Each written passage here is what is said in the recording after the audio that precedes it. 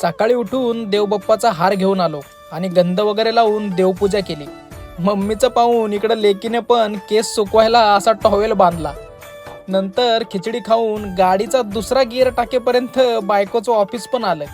बायकोला सोडून ऑफिसला गेलो आणि घरी आल्यावर नवऱ्याच्या 2-4 पिकलेल्या केसांसाठी बायकोने हेना मेहंदी लावून असं चंपूक बनवलं.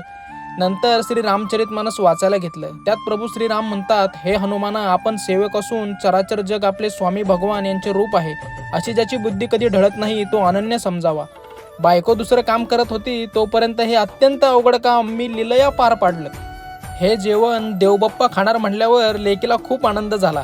देवबाप्पाला प्रसाद ठेवून आम्ही असं जेवण केलं. काय बोलू? वन. पुढं काय? अरे पुढं काय? अरे